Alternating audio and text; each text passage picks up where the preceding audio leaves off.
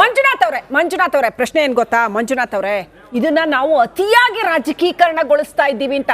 ನಿಮಗೂ BJP against ಹೇಳಕ್ಕೆ ಏನೋ ಒಂದು ಬೇಕು ಹೇಳ್ತೀರಾ, ಬಿಜೆಪಿ ಅವರಿಗೆ ಕಾಂಗ್ರೆಸ್ ಅಗೇನೆಸ್ಟ್ ಎಲ್ಲ ನಾವು ಮಾಡ್ಬಿಡ್ತೀವಿ ಅಂತ ಪೊಲಿಟಿಸೈಸ್ ಮಾಡೋದ್ ಬಿಟ್ರೆ ನೀವು ಇಬ್ರು ಎರಡೂ ಪಕ್ಷಗಳವರು ಯಾಕ್ರೆ ಇಸ್ರೇಲ್ ಅಲ್ಲಿ ಬೇಕಾದಷ್ಟು ನೀರ್ನ ಸಲೈನೇಷನ್ ಡಿಸಾಲಿನೇಷನ್ ಮಾಡಿ ನೀರ್ನ ಉಪಯೋಗಿಸ್ತಾ ಇಲ್ವಾ? ಮರುಭೂಮಿನಲ್ಲಿ ಅವ್ರು ಬದುಕ್ತಾ ಇದಾರ, ಅವ್ರು ನಮ್ಮಂಗೆ ನಿಮ್ಮಂಗೆ ಬರ ಅಂತ ಬಡ್ಕೋತಾರ? ಬೇಕಾದಷ್ಟು. ಆಮೇಲೆ ಇನ್ನೊಂದು ಬರನ ನಿಮ್ಗೆ 2023ರಲ್ಲಿ ಗೊತ್ತಾಗತ್ತೆ. 16 ವರ್ಷಗಳಿಂದ ಬರದ್ ಒಂದು ಪ್ಯಾಟ್ರನ್ ಇದೆ ಕರ್ನಾಟಕ ರಾಜ್ಯದಲ್ಲಿ. ಅದನ್ನ ನಿಮ್ಗೆ ಸ್ಟಡಿ ಮಾಡಿ ಅದಕ್ಕೊಂದು ಪರಿಹಾರ ಕಂಡಿಡ್ಕೊಂಡು ಮುಂದಾಲೋಚನೆ ಮಾಡಿ ಯೋಜನೆಗಳನ್ನ ನಿಗದಿ ಮಾಡಿ ಎಲ್ಲಿ ಸ್ವಾಮಿ ನಿಮ್ಗೆ ಮಕ್ಕಳಿಗೆ ಟಿಕೆಟ್ ಕೊಡ್ಸೋದು, ಆಮೇಲೆ ರಾಜಕಾರಣ ಮಾಡೋದು, ಗ್ಯಾರಂಟಿ ಯೋಜನೆಗಳ ಜನಪ್ರಿಯತೆ ಇದರಲ್ಲೇ ಮುಳುಗಿದಿರೇ ಹೊರತು ವೆಲ್ ಪ್ಲಾನ್ಡ್ ಆಗಿ ಅಡ್ವಾನ್ಸ್ ಪ್ಲಾನಿಂಗ್ ಯಾಕೆ ಮಾಡ್ಕೊಂಡಿಲ್ಲ ಮಂಜುನಾಥ್? ಇದು ನಮ್ದು ಒಕ್ಕೂಟ ವ್ಯವಸ್ಥೆನಲ್ಲಿ ಕೇಂದ್ರ ಸರ್ಕಾರ ನಮಗೆ ವೆದರ್ ರಿಪೋರ್ಟ್ ಕೊಡ್ಬೇಕಾಗಿರ್ತಕ್ಕಂಥ ಕೇಂದ್ರ ಸರ್ಕಾರದ ಏನು ಮಾರ್ಗಸೂಚಿ ಇರ್ತವೆ ವೆದರ್ ರಿಪೋರ್ಟ್ ಅಲ್ಲಿ ನಾವು ಹೆಂಗೆ ಫೋರ್ಕಾಸ್ಟ್ ಮಾಡ್ಬೇಕು ಅಂತ ಹೇಳ್ಬಿಟ್ಟು ಕೊಡ್ಬೇಕಾಗಿರ್ತಕ್ಕಂಥ ಕೇಂದ್ರ ಸರ್ಕಾರ. ಯಾಕೆ 10 ವರ್ಷದಿಂದ ಕೇಂದ್ರ ಸರ್ಕಾರ ಎಲ್ಲ ರಾಜ್ಯಗಳಿಗೆ ಈ ಮಾಹಿತಿಯನ್ನು ಕೊಟ್ಟಿಲ್ಲ? ನೋಡಿ, ನಮ್ಮ ಬಿಜೆಪಿ ವಕ್ತಾರರು ಹೇಳ್ತಾ ಇದ್ರು, ಇಲ್ಲ ನಾವು ಒಂದ್ ನಿಮಿಷ ನಾನು ಹೇಳ್ಬಿಡ್ತೀನಿ. ನಮ್ಮ ಬಿಜೆಪಿ ವಕ್ತಾರರು ಹೇಳ್ತಾ ಇದ್ರು, ಇಲ್ಲ ಅವ್ರು 2,000 ರೂಪಾಯಿನ ಅದನ್ನೆಲ್ಲ ಕುಡಿಯೋ ನೀರಿಗೋಸ್ಕರ ಇಟ್ಟಿದ್ದಾರೆ ಅಂತ. ಇಲ್ಲ ಸಪರೇಟ್ ಅಲೋಕೇಶನ್ ಇದೆ, ಇಲ್ಲ ಸಪರೇಟ್ ಅಲೋಕೇಶನ್ ಇದೆ. ನೋಡಿ ಹೇಳ್ತೀನಿ ನಾನು, 327 ಕೋಟಿನ ನಾವು ಸಪರೇಟ್ ಅಲೋಕೇಶನ್ ಕುಡಿಯೋ ನೀರಿಗೋಸ್ಕರ ಇಟ್ಟಿದ್ವಿ. ಮೇವಿಗೋಸ್ಕರ 40 ಕೋಟಿಯನ್ನ ಇಟ್ಟಿದ್ವಿ. ರೈತರಿಗೆ ಕೊಡ್ಬೇಕಾಗಿದ್ದು 1650 ಕೋಟಿಯನ್ನ ಸಪರೇಟ್ ಅಲೋಕೇಶನ್ ಮಾಡಿರ್ತಕ್ಕಂಥದ್ದು. ಹಾಗಾಗಿ ಒಟ್ಟು 1017 ಕೋಟಿ ರೂಪಾಯಿನ ನಾವು ಈಗ ಆಲ್ರೆಡಿ ಬಿಡುಗಡೆ ಮಾಡಿರ್ತಕ್ಕಂಥದ್ದು.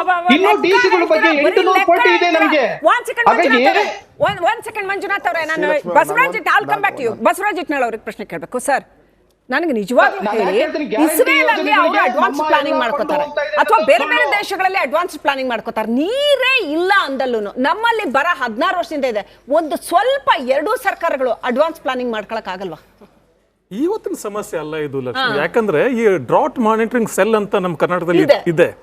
ಅವ್ರ ಕೆಲಸನೇ ಅನೇಕ ನಮ್ಮ IMD ಹೇಳಿದ್ರಲ್ಲ ಮಂಜುನಾಥ್ ಅವರು, ನಮ್ಮ ಅದಕ್ಕೆ ಕೇಂದ್ರ ಅಲ್ಲ, ಅದು ಕೇಂದ್ರ ಆಗಲಿ ರಾಜ್ಯ ಆಗ್ಲಿ ನಿಮಗೆ ಡೇಟಾ ಫ್ರೀ ಆಗಿ ಸಿಗುತ್ತೆ ಅಂತ ಕೇಳಿದ್ರೆ ಡೇಟಾ ಕೊಡ್ತಾರೆ. ಮತ್ತೆ ನಮ್ಮಲ್ಲಿ ತಜ್ಞರಿದ್ದಾರೆ.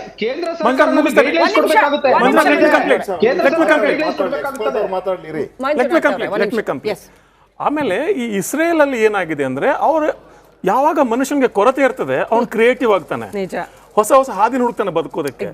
ಇಸ್ರೇಲ್ ಆಗ್ಲಿ ಮತ್ತೆ ನಮ್ಮ ಮಧ್ಯ ಪ್ರಾಚ್ಯದ ದೇಶಗಳಾಗ್ಲಿ ನೀರೇ ಇಲ್ಲ. ಹಾಗಿರುವಾಗ ಕಡಿಮೆ ನೀರನ್ನು ಉಪಯೋಗಿಸಿ ಹೇಗೆ ಬೆಳೆ ತೆಗಿಬೇಕು, ಕಡಿಮೆ ನೀರಲ್ಲಿ ಹೇಗೆ ಬದುಕಬೇಕು ಅನ್ನೋದನ್ನ ಅಲ್ಲೊಂದು ಹುಟ್ಟುತ್ತದೆ, ಅದೊಂದು ಟೆಕ್ನಾಲಜಿ ಹುಟ್ಟುತ್ತದೆ. ಅಷ್ಟು ದೂರ ಹೋಗ್ಬೇಕಾಗಿಲ್ಲ. ನಾನು ಇಲ್ಲಿ ಡಿಸಾಲಿನೇಷನ್ ಮಾಡಿದ್ರೆ ತುಂಬಾ ದುಬಾರಿ ಟೆಕ್ನಾಲಜಿ, ಅದೊಂದು ಉದಾಹರಣೆ ತಗೋಬಹುದು ಅಷ್ಟೇ. ಆದ್ರೆ ಇರೋ ನೀರನ್ನ ಹೇಗೆ ಬಳಕೆ ಮಾಡಬೇಕು, ಯಾಕಂದ್ರೆ ಬರ ಅನ್ನೋದು ಅಕಸ್ಮಾತ್ ಪವಾಡ ಸದೃಶವಾಗಿ ಆಗುವಂತದ್ದಲ್ಲ. ಅದಕ್ಕೊಂದು ವಿಜ್ಞಾನ ಇದೆ, ಅದು ಕ್ಲೈಮೆಟೊಲಾಜಿಕಲ್ ಸೈನ್ಸ್ ಇದೆ. ಎಲ್ಲಿವರೆಗೂ ನಮ್ಮ ರಾಜಕೀಯ ಕೆಟ್ಟ ಹೋಗಿದೆ ಅಂದ್ರೆ, ಈ ಜಗತ್ತಿನ ಅತ್ಯಂತ ದೊಡ್ಡ ರಾಜಕೀಯ ನಾಯಕರುಗಳು, ಡೊನಾಲ್ಡ್ ಟ್ರಂಪ್ ಹಿಡ್ಕೊಂಡು ಅನೇಕ ನಾಯಕರುಗಳು ಕ್ಲೈಮೇಟ್ ಚೇಂಜ್ ಅನ್ನೋದೇ ಸುಳ್ಳು ಅನ್ನೋ ಮಾತಾಡ್ತಾರೆ. ಗವರ್ಮೆಂಟಲ್ ಕ್ಲೈಮೇಟ್ ಚೇಂಜ್ ರಿಪೋರ್ಟ್ ಕೊಟ್ಟಾಗ ಅಂತಾರಾಷ್ಟ್ರೀಯ ಮಟ್ಟದಲ್ಲಿ ಈ ಜಾಗತಿಕವಾಗಿ ಜಗತ್ತಿನ ವಾತಾವರಣ ಬದಲಾಗ್ತಾ ಇದೆ, ಇಲ್ಲಿನ ಮಳೆಯ ಪ್ಯಾಟರ್ನ್ ಬದಲಾಗ್ತದೆ, ಮತ್ತೆ ಪ್ರವಾಹ ಬರ್ತವೆ. ಇದೆಲ್ಲ ಗೊತ್ತಿದ್ರು ಕೂಡ ಅದನ್ನ ಹೇಳಿದ್ರು ಅದು ಸುಳ್ಳು ಅಂತ ರಾಜಕಾರಣ ಹೇಳ್ತಾರೆ. ಅಶೋಕ್ ಅವರೇ ನೋಡಿ, ಇಸ್ರೇಲ್ವರೆಗೂ ಹೋಗೋದು ಬೇಡ ಶ್ರೀಲಕ್ಷ್ಮಿ ಅವರೇ. ಇಲ್ಲಿ ನಮ್ಮ ಪಕ್ಕದಲ್ಲಿ ಇರ್ತಕ್ಕಂಥ ಚನ್ನಪಟ್ಟಣ ಏನಿದೆಯಲ್ಲ, ಅದರಲ್ಲಿ CP ಯೋಗೇಶ್ವರ್ ಅವ್ರ ಬಗ್ಗೆ ಅನೇಕ ರೀತಿ ಮಾತಾಡ್ತಾರೆ ಜನ. ಆತನ ಇನ್ನೊಂದು ಹೆಸರು ಭಗೀರಥ ಅಂತ ಹೇಳಿ. ಯಾಕೆ ಅಂದ್ರೆ ಎಲ್ಲಾ ಕೆರೆಗಳಿಗೆ ಹೂಳೆತ್ತಿ, ಆಮೇಲೆ ರಾಜಕಾಲುವೆಗಳಿದೆಯಲ್ಲ, ಬರೀ ಕೆರೆಗಳನ್ನ ಶುದ್ಧೀಕರಣ ಮಾಡಿದ್ರೆ ಆಗಲ್ಲ, ರಾಜಕಾಲುವೆಗಳನ್ನ ಹೂಳೆತ್ತಿ ರಾಜಕಾಲುವೆಗಳನ್ನ ಸಂರಕ್ಷಣೆ ಮಾಡಿ, ಅಂದ್ರೆ ಏನ್ ಮುಂಚೆ ಸಿಸ್ಟಮ್ ಇತ್ತು ಅದ್ರ ಪ್ರಕಾರ ಹೂಳೆತ್ತಿ ಅದನ್ನ ನೀರು ತುಂಬಿಸಿ, ಒಂದ್ಸತಿ ನೀರು ತುಂಬಿಸ್ಬಿಟ್ರೆ ಅದು ಪರ್ಮನೆಂಟ್ ಆಗಿದೆ. ಇವತ್ತು ಚನ್ನಪಟ್ಟಣದ ರೈತರು ಏನಿದಾನಲ್ಲ, ಆತ ಸಫರ್ ಮಾಡ್ತಿಲ್ಲ ಜಾಸ್ತಿ. ಇನ್ನೊಂದು ಎಕ್ಸಾಂಪಲ್ ಹೇಳ್ಬಿಡ್ತೀನಿ. ನಮ್ಮ ಆನೇಕಲ್ನಲ್ಲಿ ಇವತ್ತು ಕೆರೆಗಳನ್ನ ಒಂದಷ್ಟು ಕೆರೆಗಳಿಗೆ ಹೂಳೆತ್ತಕ್ಕೆ ಹೋಗಿ ಇದು ಮಾಡ್ತಾರೆ, ರಾಜಕಾಲುವೆಗಳು ಬಿಟ್ಬಿಟ್ಟಿದ್ದಾರೆ. ನನ್ನ ಊರಿನಲ್ಲೂ ಸೇರಿಸ್ಕೊಂಡು ಇನ್ನೊಂದು ಎಕ್ಸಾಂಪಲ್ ಹೇಳ್ಬಿಡ್ತೀನಿ. ದೇವನಹಳ್ಳಿನಲ್ಲಿ ಒಂದು ಕೆರೆಯನ್ನ ಸಂರಕ್ಷಣೆ ಮಾಡ್ತೀನಿ ಅಂತ ಹೇಳಿ ಲೇಕ್ ಡೆವಲಪ್ಮೆಂಟ್ ಅಥಾರಿಟಿನ ಯಾವುದೋ ಒಂದು ಏಜೆನ್ಸಿ ಪ್ರಕಾರ 3.5 ಕೋಟಿ ಎಸ್ಟಿಮೇಟ್ ಕೊಡ್ತಾರೆ. ಬಿಲಿಯಂ ಆರ್ ನಾಟ್ 3 ಲಕ್ಷದಲ್ಲಿ ಆ ಗ್ರಾಮದ ಪ್ರದೇಶದಲ್ಲಿ ಇರ್ತಕ್ಕಂಥವ್ರು ನಮ್ಮ ಸಮುದಾಯದ ಜೊತೆ ಸೇರ್ಕೊಂಡು 3 ಲಕ್ಷ ರೂಪಾಯಿದಲ್ಲಿ ಮುಗಿಸಿದ್ದಾರೆ. ನೋಡಿ, ಇಲ್ಲಿ ಬೇಕಾಗಿರ್ತಕ್ಕಂಥದ್ದು ಒಂದೇ ಇಂಟೆನ್ಷನ್. ಸರ್ಕಾರದ ಇಂಟೆನ್ಷನ್ ಚೆನ್ನಾಗಿದ್ರೆ, ಜನ ಕೈ ಜೋಡಿಸ್ತಾರೆ, ಖಂಡಿತವಾಗ್ಲೂ ಭಾರತದಲ್ಲಿ ನೋಡಿ ಕೆಂಪೇಗೌಡರಲ್ಲ ಚೋಳರು ಕಟ್ಟಿದಂತ ನಾಡುಗಳಲ್ಲಿ ಕೆರೆ ನದಿಗಳಿರ್ಲಿಲ್ಲ, Okay. ಅದೆಲ್ಲಾನು ನೀರಿನ ಸಂರಕ್ಷಣೆ ಮಾಡಿಕೊಂಡು ಇದೇ ರೀತಿ ಕಟ್ಟಿದ್ದು. ಕೆಂಪೇಗೌಡರು ಒಂದು ಉದಾಹರಣೆ, ಚೋಳರು ಒಂದು ಉದಾಹರಣೆ, ಅನೇಕ ಉದಾಹರಣೆಗಳಿವೆ. ನಾವು we need to learn from the history. ಒಂದು ಟೆಕ್ನಿಕಲಿ ರಂಜಿತ್ ಏನು ಅಂದ್ರೆ, ಅನೇಕ ಸರ್ತಿ ಡಿಬೇಟ್ ಬಂದಾಗ ಒಂದು ಮಾತನ್ನು ಹೇಳ್ತೇನೆ ನಾನು. ಕ್ಯಾಪ್ಟನ್ ರಾಜಾರಾವ್ ಜೊತೆಲಿ ನಾನು ಅನೇಕ ಸರ್ತಿ ಮಾತ್ರವಾಗಿ ಇದೊಂದು ಗಮನಿಸಿದ್ದೇನೆಂದ್ರೆ, ಕರ್ನಾಟಕದ ಅಣೆಕಟ್ಟುಗಳು ಏನಿದಾವೆ, ಅಣೆಕಟ್ಟುಗಳು ಯಾವ ಒಂದು ಕೆಪಾಸಿಟಿ ಕಟ್ತೀವಿ ನಾವು, ಇಷ್ಟು ನೀರನ್ನು ಹಿಡಿದುಕೊಳ್ತದೆ, ಇದು ಹೈ ಫ್ಲಡ್ ಲೆವೆಲ್ ತುಂಬಾ ಇಷ್ಟು ಇರ್ತದೆ ಅಂತ ಕಟ್ಟಿರ್ತೇವೆ. ಆ ರಿಸರ್ವರ್ ಕೆಪಾಸಿಟಿನೇ ಕೂಡ 35% ಕಡಿಮೆ ಆಗಿದೆ. ಯಾಕೆ ಅಂದ್ರೆ ಡ್ಯಾಮಿಗೆ ಅಡ್ಡವಾಗಿ ಹೂಳು ತುಂಬಿದೆ. ಆ ಹೂಳು ಎತ್ತೋದಕ್ಕೆ ಯಾವ ಸರ್ಕಾರಕ್ಕೂ ಆಗ್ತಾ ಇಲ್ಲ.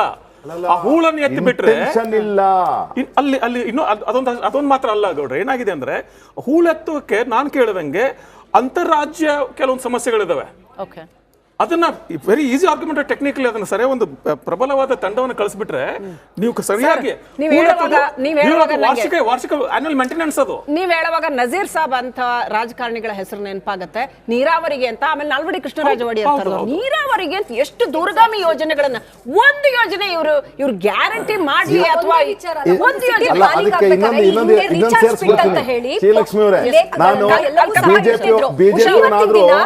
ರಾಜಕಾರಣಿಗಳು ಪಕ್ಷಗಳು ಏನ್ ಮಾಡಿದಾವೆ, ನಾ ಹೇಳ್ತಿರೋದು ಆಳಿದಂತಹ ಪಕ್ಷಗಳು ಅವರು ಕೆರೆಗಳನ್ನ ಒತ್ತುವರಿ ಮಾಡ್ಬಿಡ್ತಿದ್ದಾರೆ. We had recharge pits. ನಾವು ಪಾಂಡ್ ಲೇಕ್ ಆಗಿರ್ಬೋದು, ಒಂದು ನಾವು ಈಗಲೇ ಬೆಂಗಳೂರಲ್ಲೇ ನೋಡ್ಬೋದು. ಇತ್ಲಾಗೆ ಸರ್ ನಾನ್ ಹೇಳಿಲ್ಲ, ನೀವ್ ಹೇಳ್ತಿದ್ದೀರಾ, ನೀವೇ ಹೇಳ್ತಿದ್ದೀರಾ.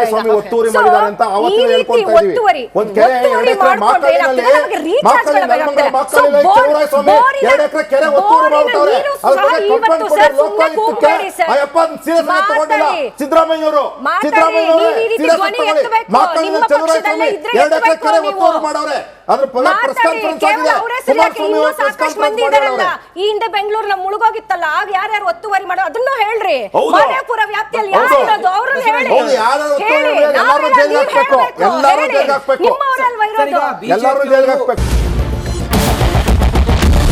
ಕ್ಯಾಪ್ಟನ್ ಅರ್ಜುನ್ ಕೊಂದಿದ್ದು ಯಾರು? ಅವ್ರ ನರೇಟಿವ್ ಎಲ್ಲಿ ತಂದಿಟ್ಟಿದ್ದಾರೆ ಅಂತಂದ್ರೆ ಸಂಪತ್ತನ್ನ ಹಂಚಿಬಿಡೋದು ಅಂತ.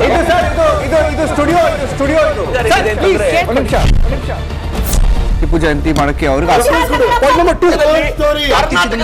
ಖಂಡಿಸಿದ್ರು. Very nice. ಯಾರು ತಪ್ಪು ಮಾಡಿರೋದಿಲ್ಲಿ? ಓಲೈಕೆ ಹೇಳಿಕೆ ಇದು ಅಂತ ಹೇಳಿ ಯಾಕೆ ಪರಿಗಣಿಸಬಾರದು? ಇದು ವೇದಿಕೆ, ಇದು ಫೋಟೋ ಎಲ್ಲರದು ಒಂದು ಟೈಮ್. ನಿಮ್ಮ ಸಮಯ ಮುಗಿದಿದೆ. ಅವ್ರು ಹೇಳೋಕ್ಕಿಂತ ಮುಂಚೆನೆ ಹೇಗೆ ಪ್ರತಾಪ್ ಸಿಂಹ ಪಾಸ್ ಕೊಟ್ಟಿದಂತ ಆಗ್ಲಿ ಡಿಕ್ಲೇರ್ ಆಗೋಗಿತ್ತು ಅಂತ ನನಗೊಂದು ಡೌಟ್ ಬಂತು. ಸಾಕು ನಿಲ್ಸಿ. ಕೆಟ್ಟ ಪದ ಬಳಕೆ ಕಾಂಬಿನೇಷನ್ ಇಟ್ಟಿಲ್ಲ ನಾವಿಲ್ಲಿ.